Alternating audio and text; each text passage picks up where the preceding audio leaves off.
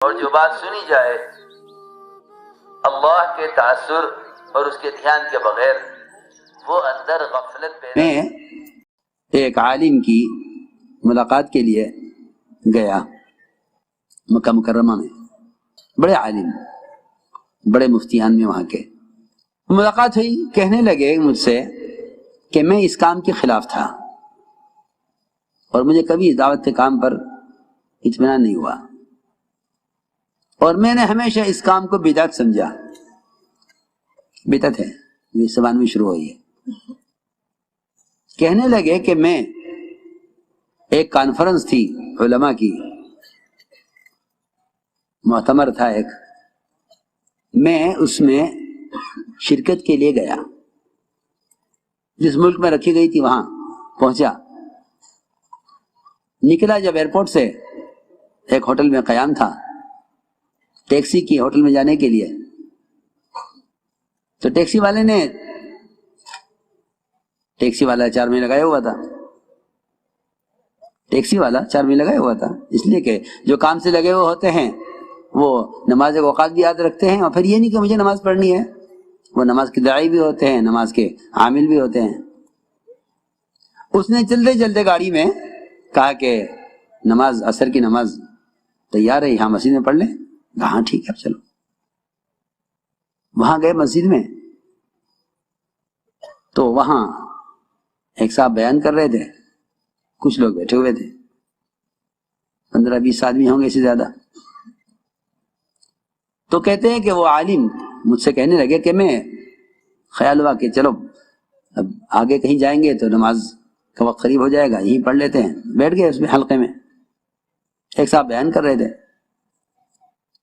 لیکن میں نے دیکھا کہ میرے آگے ایک آدمی بیٹھا ہوا تھا لال رومال اوڑے ہوئے۔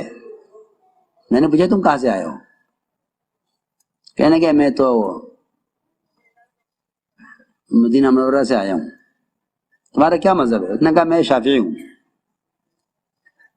پھر میں نے ایک برابر والے کو دیکھا، وہ رومال باندھے بیٹھا ہوا تھا۔ میں نے پوچھا تم کہاں سے آئے ہو؟ کہ میں یمن سے آیا ہوں۔ تمہارا کیا مذہب ہے؟ کہ میں حنبلی ہوں۔ ایک اور آدمی ملا آگے بیٹھا ہوا، اس سے میں نے پوچھا تم کہاں سے آئے ہو؟ کہ میں ہندوستان سے آیا ہوں۔ تمہارا کیا مذہب ہے؟ کہ میں حنفی ہوں۔ یہ کیسا حلقہ ہے؟ ایک حنبلی، ایک شافعی، ایک مالکی، ایک حنفی، سارے بیٹھے ہوئے ایک حلقے میں، اور ایک آدمی بیان کر رہا۔ مجھے بیان کون کر رہا ہے؟ کہ یہ ہندوستان سے آئے ہیں صاحب جماعت لے کر، ان کا کیا مذہب ہے؟ کہ یہ حنفی ہیں بیان کرنے والے۔ کہنے لگے کہ میں نے